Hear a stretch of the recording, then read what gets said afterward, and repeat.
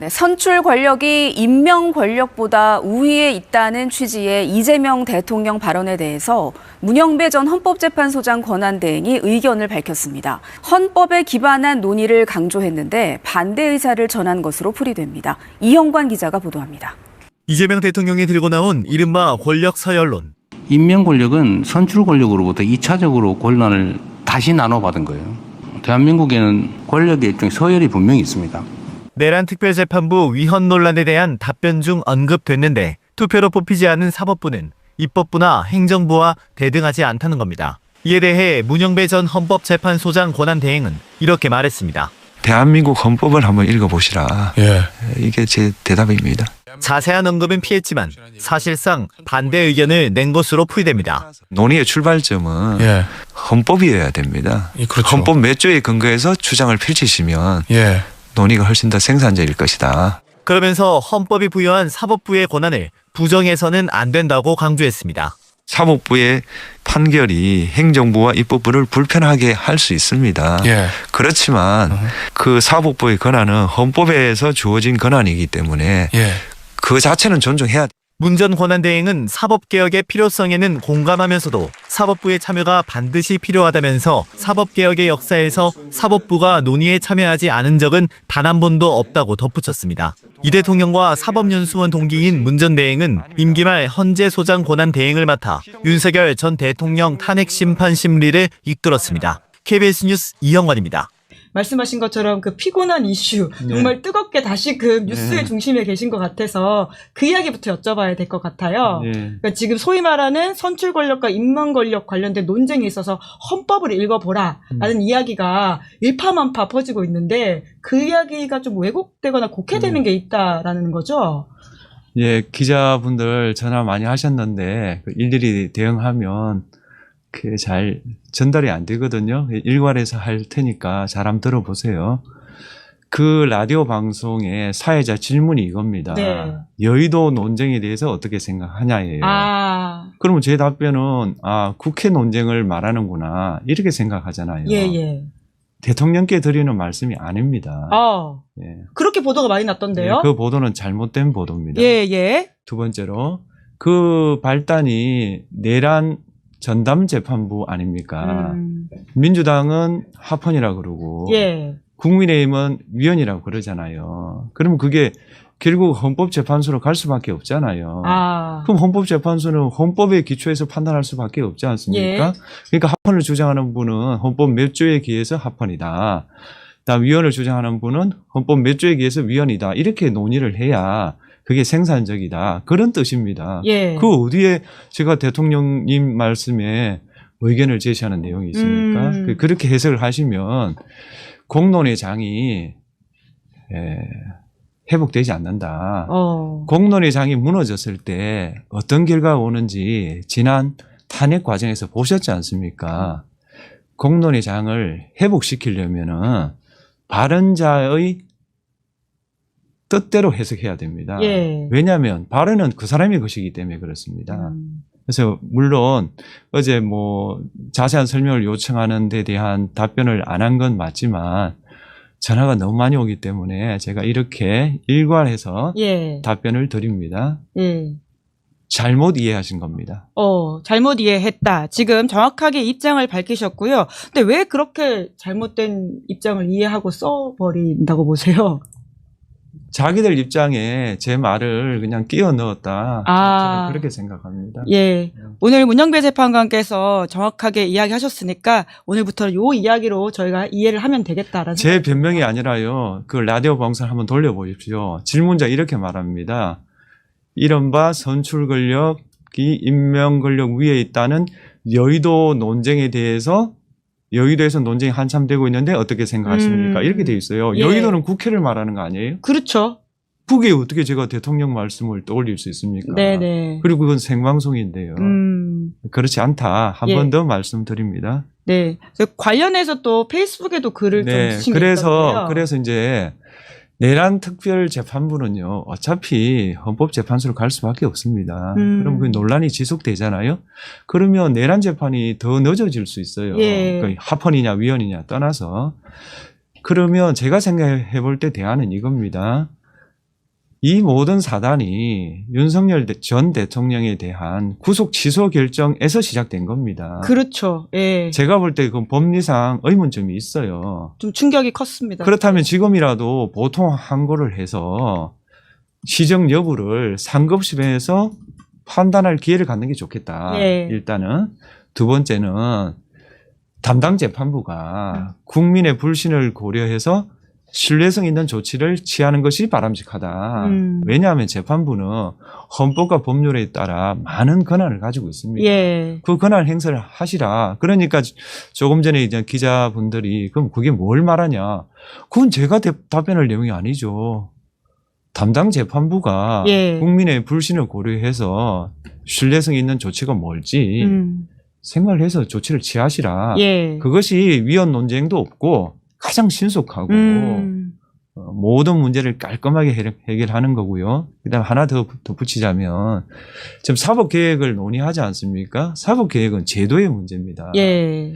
제도의 문제는 제도로서 접근해야 되는 것이지 어떤 개개 재판부의 문제를 해결하기 위해서 제도를 개혁해야 된다? 이렇게 논의를 하면 겉돕니다. 예. 따라서 사법개혁 논의가 정상적인 궤도가 가려면 개개 재판부 문제는 별도로 정리가 돼야 됩니다. 그렇죠. 그런 뜻입니다. 예, 예. 여기에 제 뜻은 충분히 설명이 되었고요. 그 다음에 나머지 질문은 개개 재판부나 이런 데 하시는 게 저는 맞다. 이렇게 봅니다. 네. 근데 이제 아무래도 지금까지 이제 국민적으로 직위원 재판부에 대한 좀 불신이 있다 보니까 그 말씀하신 그런 태도들을 과연 할까? 좀 이런 또 의문이 들어서 계속 이런 이야기가 나오는 것 같다는 생각도 들어요. 저는 개별 법원의 결정에 대해서 이제까지 한 번도 말을 한 적이 없거든요. 예, 예. 그건 존중되어야 된다고 생각했는데 어차피 어제 뉴스로 그 논란의 중심에 선 만큼 제 뜻을 좀 분명하게 밝히는 것이 도움이 된다. 예. 제 뜻은 쌍방의 입장을 다 헤아려 보자는 겁니다. 국회가 왜 그렇게 하는지 예. 이해가 되지 않습니까? 그리고 법원이 왜 그렇게 대응하는지 이해가 되거든요. 이 모든 문제를 풀려면 국회가 제도론을 좀 차분하게 가져가야 되고요. 그다음 개별 재판부도 네. 계속 사법의 독립이다 이 말만 하지 마시고 사법의 독립이 중요하지만 사법의 불신을 받고 있으면은 그걸 해소해야 될 책임도 그 단위 재판부에 있는 겁니다. 네네. 그래서 신뢰성 있는 조치를 취하셔서 법원 전체의 문제와 개별 재판부의 문제를 좀 분리해서 예. 그 논의될 수 있도록 했으면 좋겠다. 이 정도로 말씀드리겠습니다. 네. 그간 너무 고생을 하셔가지고 이제 우리 문영배 재판관님이 더 이상 시사방송 안 나가시겠다라는 지금 선언도 하고 계십니다. 한 번 더 말씀드리면 사회 통합에 도움이 되고자 제가 이제 방송에 나왔는데 예. 뭐 몇 번 해보니까 제가 나오면 논란이 좀 되는 것 같고 해서 그 오늘을 끝으로 시사 그 방송 프로에는 출연을 중단하겠습니다. 네.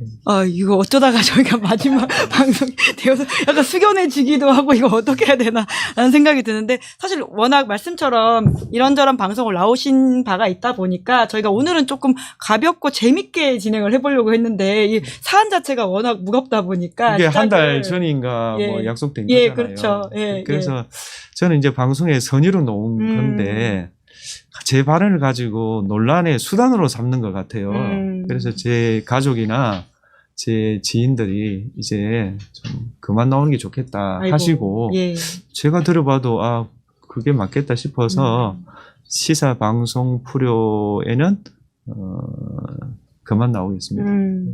아이고, 네, 정말 이게 어떻게 저희가 응대를 해야 될지 모르겠는데, 그래도 오늘 모셨으니까 또 예. 많은 분들이 저희 궁금해 하시고, 반가워하시고, 여쭤보고 싶은 것들도 더 미리 대리로 이렇게 질문을 좀 모아두기도 했고요. 네, 네. 그리고는 또 호의에 대하여라고 하는 책과 관련해서도 이야기를 많이들 궁금해 하시니까 네. 그 이야기도 해보도록 하겠습니다. 네. 맞춰가지고 저희가, 문영배 재판관님이 출연료를 안 받겠다고 하셔가지고요. 대신에, 시사인에서 쏜다라는 컨셉으로 호의에 대하여 10권을 샀거든요. 그래서 지금 구독 인증해 주시는 분들 중에서 뽑아가지고 호의에 대하여 문영배 재판관님 사인본으로 보내드릴 예정이니까 이것도 많이 관심을 가져주시고요. 이제 그래도 오프닝 때 저희가 탄핵 영상을 좀 같이 봤었는데 많이 봤다고 하셨지만 볼 때마다 좀 감회가 새롭지 않으십니까?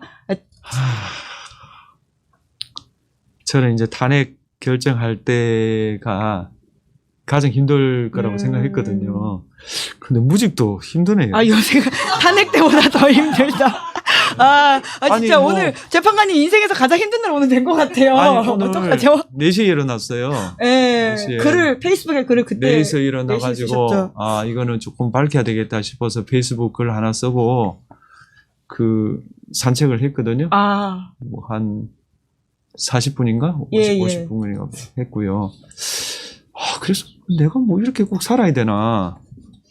아니, 변호사도 안 해요. 대학 자리도 잘 안 나요. 예. 그래서 책을 내가지고 책 홍보하려고 방송하는 건데, 그것도 이렇게 피곤합니까? 그래서, 나에게 왜 이렇게 일상의 행복이 예. 좀 보장이 안 되나. 그 결과, 내가 시사 방송에 많이 나와서 그렇구나. 그런 깨달음을 오늘 했습니다. 아닙니다. 이렇게 또 글감이 쌓이시는 게 아닌가라는 생각을 저는 하고 있는데요. 책도 이제 그만 쓸 생각입니다. 책도 블로그는 하시잖아요. 그건 이제 제 독서 일기니까요. 예. 독서 일기 뭐 그냥 메모해 놓는 거고, 그 별 내용도 없습니다. 아유, 진짜 너무 고생이 많으십니다. 이제 그만큼의 그 어떤 역사적인 역할을 하셨다 보니까 문영배 재판관님의 말씀 한 말씀이 다 이렇게 해석되기도 하고 관심도 가져서라는 생각이 들긴 하는데요.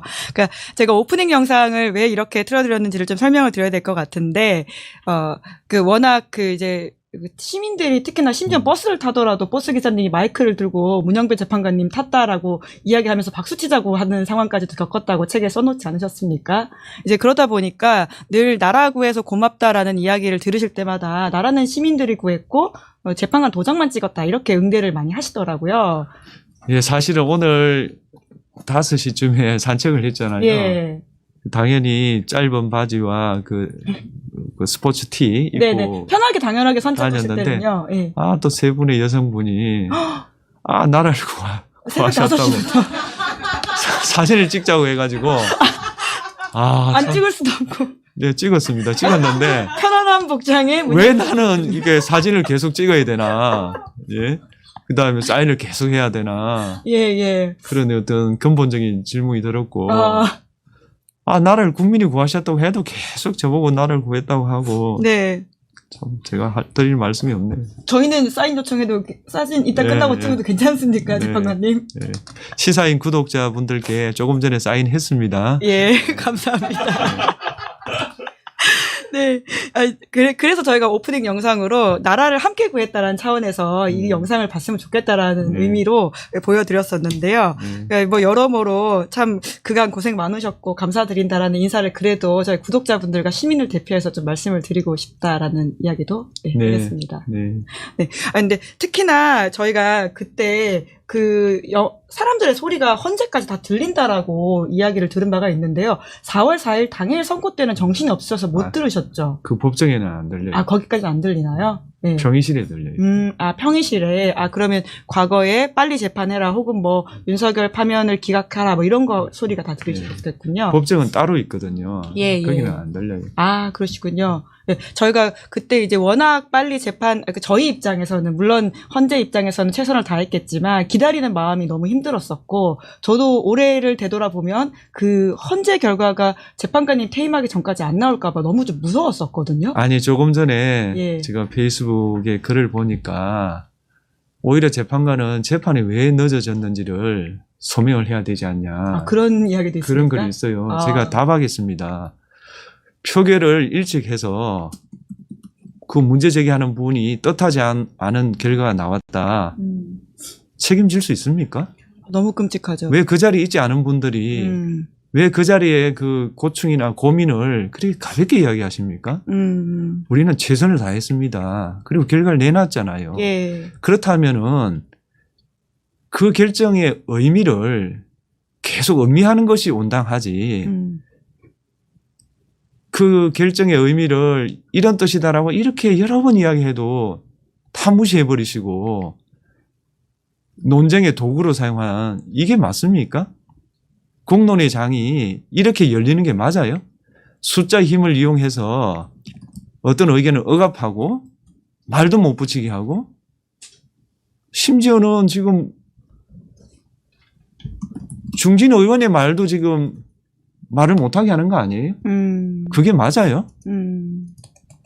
공론의 장이 무너지면은 폭력의 장이 섭니다, 여러분.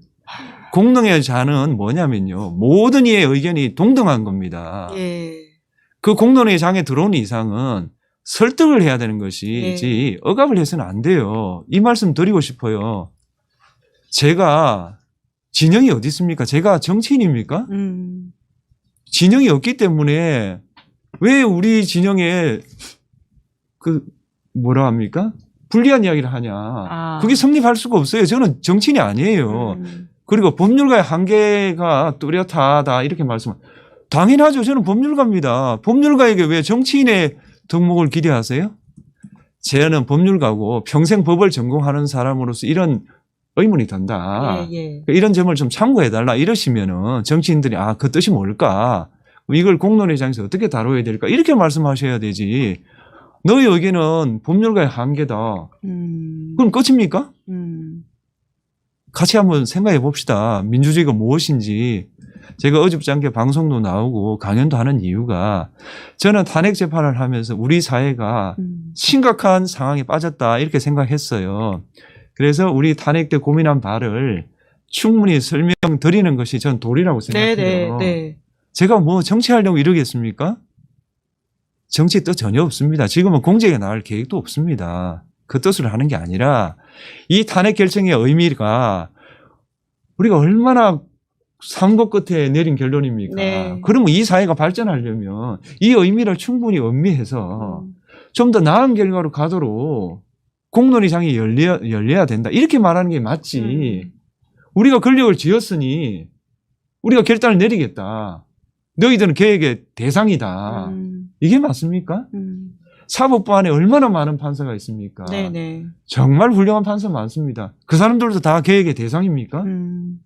적어도 제도라고 말하려면은 그 제도에 얽혀있는 많은 사람들, 많은 이해관계들을 종합적으로 고려해서 결론을 내려야 되는 것이지. 그게 일도양단식으로 무엇은 선이고 무엇은 악이다. 그게 무슨 계획입니까? 그 이야기 하는 겁니다. 그게 어떻게 제가 무슨 진영의 유불리를 이야기하는 겁니까? 그렇게 좀 받아주셨으면 좋겠고, 저를 평소에 비판했던 분이 제가 또 뭐 여당에 쓴소리 하니까 또 뭐 마치 제가 그냥 대단한 사람인 것처럼 이렇게 부각하시는데 그러지 마시고요. 그 매체들도 저를 과거에 어떻게 평했는지 한번 돌아와 보십시오. 저 재판관 사퇴하라면서요. 사퇴해야 될 사람이 발언하는 것을 왜 인용하십니까? 그건 공론회장이 아닙니다. 언론인 여러분. 그 말씀 드리고 싶습니다. 네, 우리 재판관님 사인 이야기 다 이야기 풀고 가시면 좋겠다는 생각이 드는데 진짜 여러모로 고생하셨던 일 무게가 있다 보니까 양쪽으로 참 오해 아닌 오해도 받으셨고 게다가 공격도 받으셨고 아무 말도 안 하면은 탄핵 결정을 자기 마음대로 해석하잖아요. 그래서 제가 탄핵 결정 이러한 뜻이라고 설명을 드렸잖아요. 그럼 그걸 그냥 참고로 해서 정치권에서 논의하면 되잖아요. 저를 왜 굳이 그 논쟁의 도구로 사용하십니까? 제가 그러게요. 무슨 힘이 있고, 제 무직입니다. 아무런 힘이 없어요. 저는 권력자가 아니에요. 그렇기 때문에 오늘 페이스북에 개개 재판부에다가 제가 좀 고언을 드린 것은 제가 권력자면 그런 말을 하면 안 되죠. 근데 저는 아무런 권력이 없어요. 그렇기 때문에 예전 동료입니다. 그분하고 저하고 예전 동료니까 동료로서 이 문제를 풀기 위해서는 이런 의견은 어떠냐라고 조심스럽게 제안을 해보는 겁니다. 그럼 그걸 받고 안 받고는 그 재판부가 결정할 문제죠. 그럼요. 이게 저의 끝이지. 제가 그 이상의 말을 어떻게 할 수 있습니까? 그러니까 기자 여러분도 저한테 질문할 내용이 아니죠. 네, 그만 연락하십시오. 이제 오늘 이야기 다 하셨으니까. 예. 게다가 사실 저는 그러니까 지난 그 헌재 탄핵과 관련돼서 궁금한 게 참 많았는데요. 나와서 말씀해 주시는 걸 들으면서 아, 이랬구나라고 뭐 짐작하는 것도 있고 또 생각하게 되는 것도 있어가지고 되게 감사하다라는 생각이 들었거든요. 그래서 그 역할은 충분히 잘 하셨기 때문에 이렇게 또 너무 속상해 안 하셔도 될 것 같다라는 생각도 들고요. 아니, 속상한 게 아니고요. 예.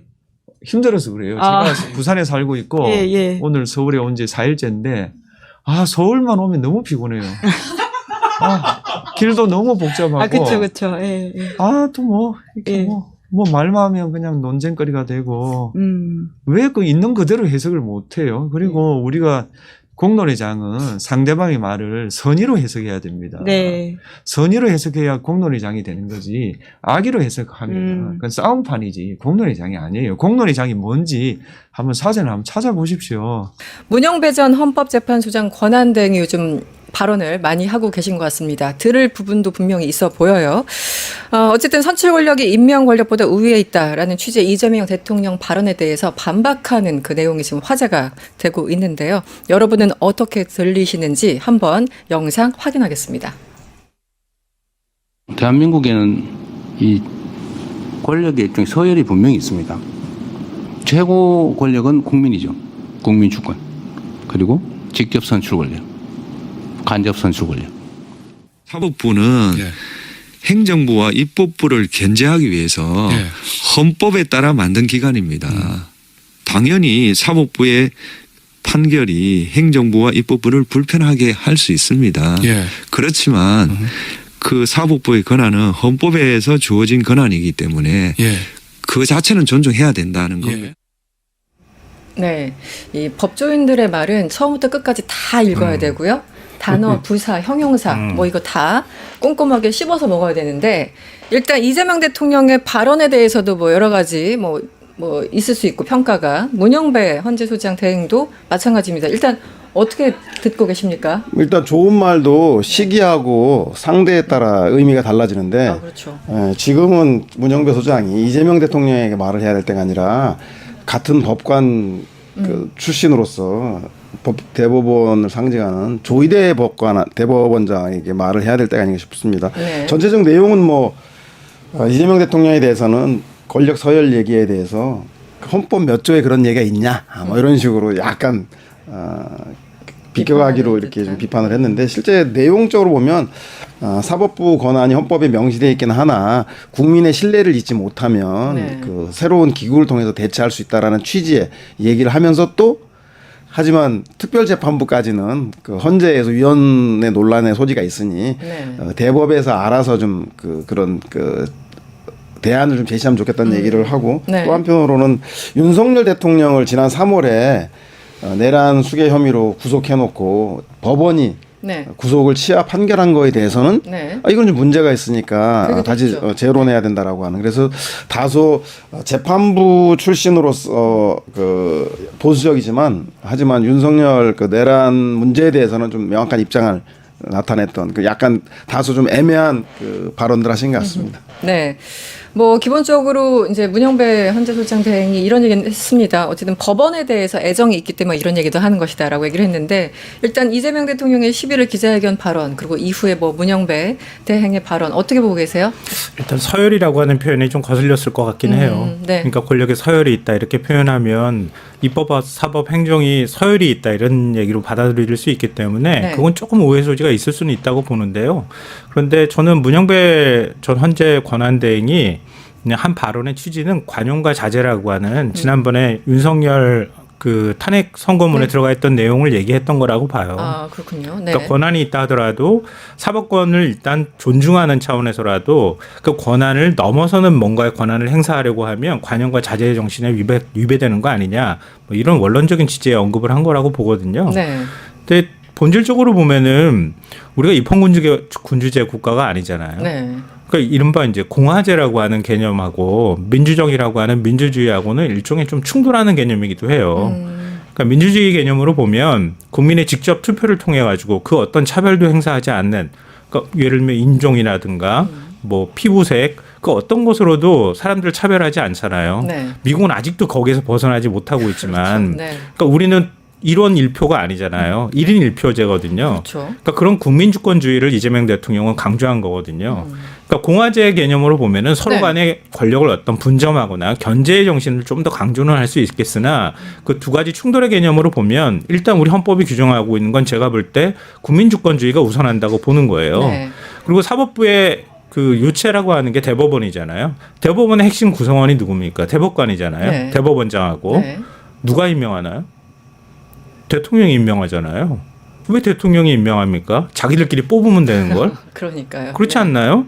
그러니까 대한민국을 대통령 중심제 국가로 만들어 놓고 대법원장이 물론 추천한다고 하는 그런 전제가 있고 국회 동의 절차를 거치긴 하지만 최종적으로 대통령이 임명하도록 돼 있는 거잖아요. 그 대통령 임명권을 어떻게 행사하느냐 이 부분이 논란이 되는 것이지 네. 형식적인 측면에서는 대한민국은 어찌 됐든 간에 국민이 선출한 권력이 제일 위에 있도록 만들어 놓은 체제인 거예요. 네. 거기에서 관용과 자제의 정신을 얘기해야 되는 거거든요.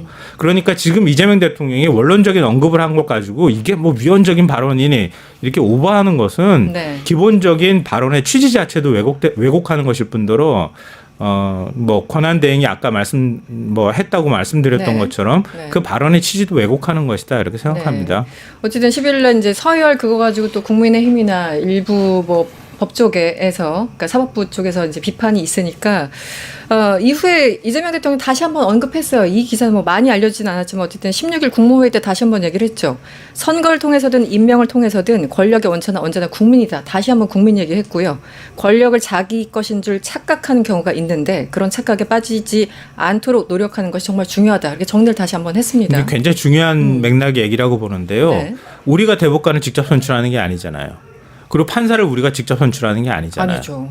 근데 대통령하고 국회의원들은 국민이 직접 선출하는 겁니다. 네.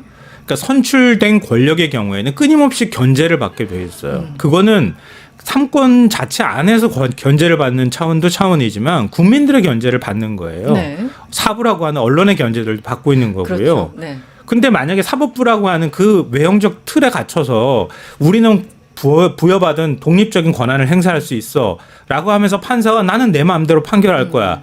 이렇게 하면 누가 견제해 주죠? 그렇죠. 네. 견제할 권력이 없잖아요. 네. 견제할 수도 없잖아요. 그러니까 지금 사법부의 모습은 우리 독립된 권한을 가지고 있는 것이니까 절대 건드리면 안 돼. 우리 의견 듣지 않으면 아무것도 할 수 없어. 이렇게 행사하는 것은 기본적으로 원래 우리가 만들어 놓은 권력 분점의 규칙에도 어긋날 뿐더러 사법부가 결국은 국민이 위임한 권력을 행사하는 것인데 네. 왜냐하면 사법부 스스로가 규칙을 만들 수는 없잖아요. 헌법을 만들거나 법률을 만들 수는 없잖아요. 근데 그것들을 내 마음대로 할 수 있다고 생각하는 거는 오만에 해당이 될 수가 있는 거죠. 네. 그러니까 그런 취지로 이재명 대통령이 저는 말했다고 봅니다. 그 아까 평론가님 말씀하신 소장님 말씀하신 그 부분이 중요한 것 같아요. 아무리 옳은 얘기도 때와 장소, 뭐 시기가 있는데 지금 문영배 그 헌재소장 대행 얘기 들으면 뭐 맞는 얘기예요. 그리고 윤석열 구속 취소 문제가 있었다. 이거 분명히 법리상 의문점이 있다고 얘기했고 또 사법부 그 판결이 국민을 납득시킬 수 없을 때는 제도 개선에 대해서 논의할 수 있고 법원은 충분히 설명해야 된다. 줄줄이 옳은 말씀을 하셨는데. 지금 맥락상 이 말씀을 꼭 하셨어야 되는 것인가? 그러면 직위원 조의대 일단 그 문제에 대해서 확실하게 얘기를 하고 그리고 이제 이런 얘기를 하시면 좋을 텐데 약간 시기적으로 뭔가 이렇게 대립하는 듯한 그런 모습이 보여가지고 약간 이 부분이 좀 그렇습니다. 네. 그렇죠. 뭐 질문들 나오시고 요새 언론 인터뷰 많이 하시면서 네. 많은 주목을 받기 때문에 네. 아마 헌법재판소장 권한 대행했던 사람으로서 행정부를 견제한다라고 하는 헌법학자로서 헌법 수호자로서의 뭘 강조하다 보니까 이재명 대통령이 한마디 한 것 같은데 마찬가지로는 민영배 의원이 네네. 그 요즘처럼 혼란기엔 서열 확인을 하는 수밖에 없다 그랬는데 저는 그 대목도 서열 확인보다는 요즘처럼 혼란기라고 하는 데서 방점을 두고 우리가 그 민영배 의원 말을 이해해야 한다는 생각이 듭니다. 네. 서열로 들어가자면 또다시 삼권 분립과 대통령의 역할, 선출된 권력이 더 센지 선출된 권력으로부터 임명된 그 소위 말해 삼권 분립으로부터 네. 헌법의 권한을 위임받은 사법부가 센지 또 이런 불필요한 다소 이미 헌법에 정리되어 있는 논란들이 일어나기 때문에 저는 오히려 그런 서열 확인보다는 그 요즘처럼 혼란기라고 하는 그 규정한 거 뭐냐면 국민 주권을 유린당한 그 내란을 겪은 시기라는 거 아니겠습니까? 네. 따라서 민영배 의원이 얘기한 것도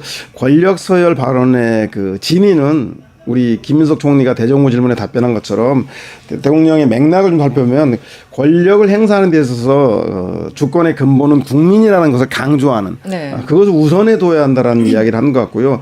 그러다 보면 조이대와 그 지기현이라고 하는 사람들이 국민의 정서와 동떨어진 그 사법부의 판단에 대해서 국민 주권을 도대체 이분들이 수호하고 국민 주권을 앞세우는 사람들인가에 대해서 회의를 가질 수밖에 없기 때문에 민영배 의원이 권력 서열 얘기한 것은 가장 권력 서열은 대통령도 삼권 분립의 그 사법기관도 국민들이 위임한 권력일 뿐이다라는 것을 강조하기 위해서 국민 주권과 반하는 조이대 대법원장과 지기현 판사에 대한 현재 사법부의 국민 불신을 강조하기 위한 그런 발언이 아닌가 싶은 생각이 듭니다. 만약에 그 약간 좀 아쉬운 건 그러면은 문영배 헌재 소장 대행이 이 얘기를 좀 하실 때 조이대 대법원장 얘기도 좀 같이 하셨으면 차라리 화끈하게 이왕 이렇게 된 거 그런 좀 아쉬움이 있고 그러니까 당장 말씀하신 이 민영배 이름이 좀 헷갈리죠. 문영배 민영배 다른 분이죠. 네. 민영배 의원이 당장 그런 거예요. 페북에 글을 쓰셨는데 이분이 검찰개혁 특별위원장 하셨던 분이니까 그렇다면 조이대 지기현 같은 분들의 행태를 존중만 하고 가만히 있어야 된다는 것이냐. 그리고 또 이런 얘기도 합니다. 민형배 의원이 삼권 분립의 출발은 권력기관 한 곳도 완전할 수 없다는 현실 인식에서 나온다. 민주주의의 성역을 인정하지 않는다. 이렇게 받아쳤어요. 이 공방은 또 어떻게 보십니까? 네.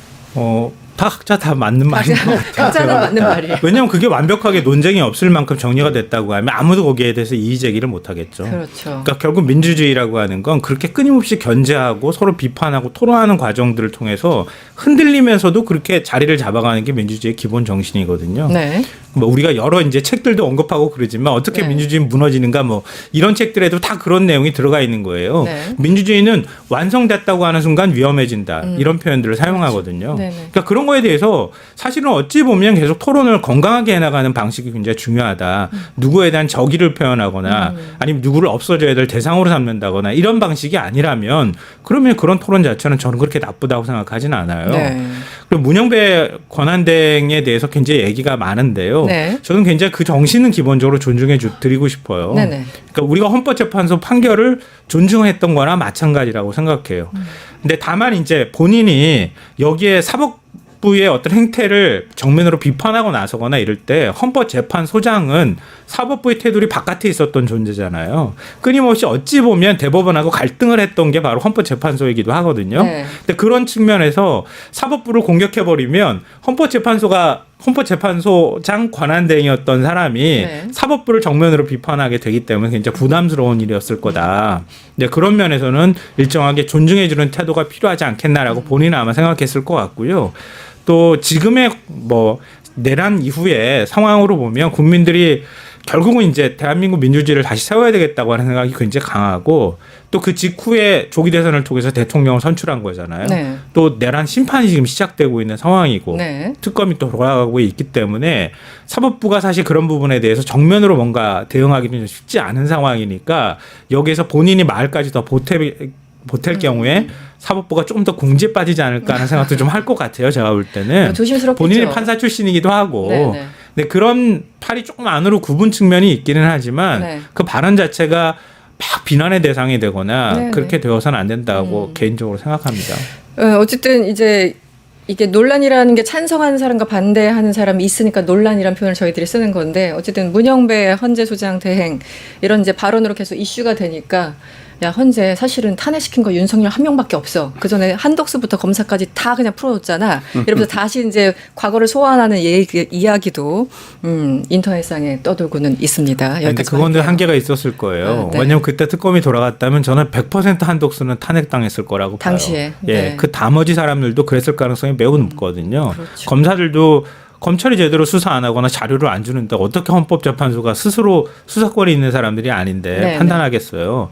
한독수도 한독수 말 믿었다가 뒤통수 맞은 거라고 저 생각하거든요. 그러니까 헌법재판소의 기본적인 한계이기도 한 것 같아요. 그러니까 네. 그걸 거꾸로 소환해가지고 네. 얘기하는 것은 조금 안 맞는 안 얘기인 것 맞는다. 같아요. 다시 상황을 좀 네. 인지해야 된다. 네, 여기까지 듣겠습니다.